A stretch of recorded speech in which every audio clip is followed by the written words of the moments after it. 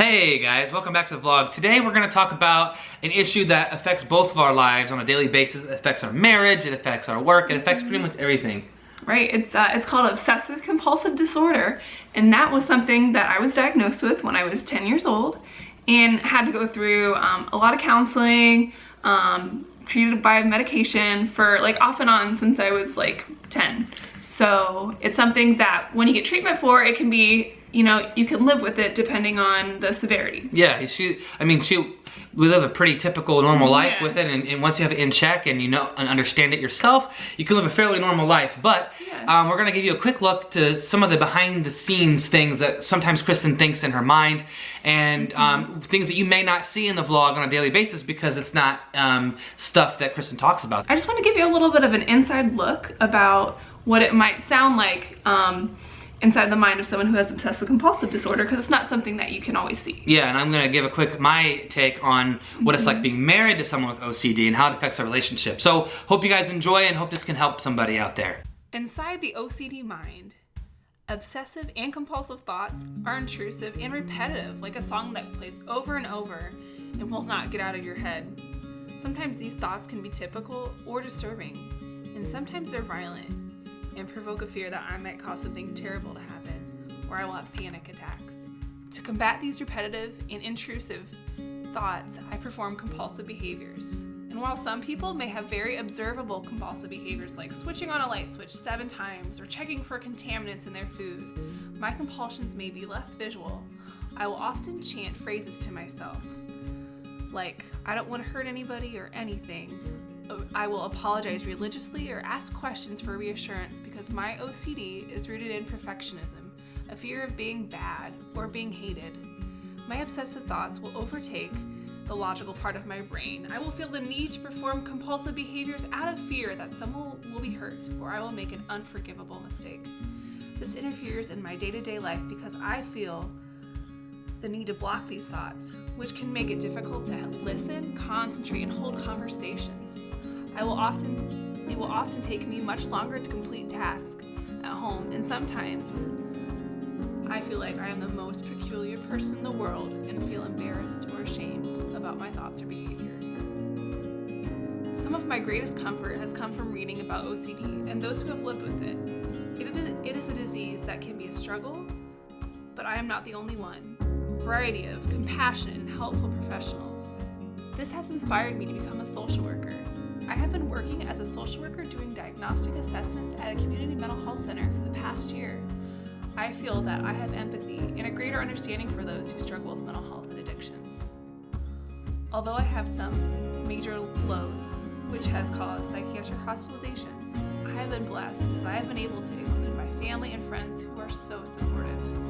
If you are struggling with a mental illness, please tell someone you can trust and seek help. From my perspective as the husband that lives with Kristen, someone who has OCD, it greatly affects me as well, and it changes my worldview and how I look at things and how I react and interact with people. Because when you are living with somebody with a mental health issue, you really have to understand that person, how their mind works, how their mental health issue works with them, and in some cases against them. So for example, when Kristen, I can tell she is having an obsessive thought or she is obsessing about something, then I can help her see things from a different perspective in a logical way.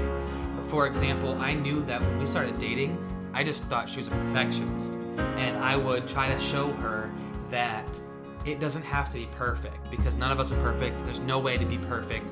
It's not about being perfect, it's about trying your best. And so that was something that I learned how to deal with her. And when I know that she is going through a difficult day or a difficult time, I know what sorts of things to bring up, what not to bring up, and how to communicate with her. That's been a learning curve. It's not like I've been able to do that overnight. That's something that's taken a lot of patience and practice and research on my end to make it work. If this can offer any type of hope for anybody who's dealing with a mental health issue, know that you can have a relatively normal life and you can get married and you can have a happy married life. It takes work like anything else. Any marriage will take work. Any relationship takes work.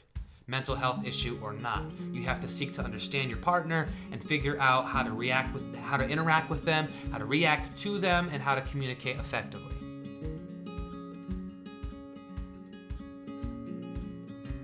And that's why it's important to know your spouse. If you are married to somebody that has OCD or any type of anxiety or depression, it's very important to know how they think and how to be able to identify those nonverbal cues and even the verbal cues, so that can let you know how to respond, react, interact with that person. But as you can see, you can't always see that they're dealing with something. Sometimes, you know, it's just sort of inner. Yeah, and I would say like not to be afraid to talk about like any questions that you have for your loved one, or if you're concerned, it's really the person with the OCD will probably feel more comforted that you have some concern for them and that you have some questions. And that you're asking and you want to know, you're seeking to understand more where they're coming from. Yeah, absolutely. So don't be afraid to talk about it.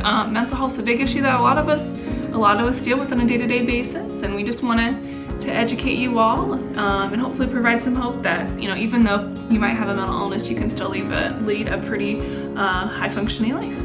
And if you do have it in check, then you can find love, and you can have it, like Kristen said, you can have a normal life, and you can deal with it on a day-to-day basis. We all deal with things, and they might not be named, but everybody deals with their own inner demons, and we all, you know, build a community around each other and help each other out with that. So, hey, if this is your first time seeing one of our videos, we do daily uploads, daily vlogs, teaching tips, that sort of thing every day, so consider subscribing to our channel. If this helped you or helped somebody else, go ahead and leave it a like. Comment down below. If you have any questions, you can ask Kristen or me in the comments, and we'll be sure to answer those. So, as always, see you tomorrow.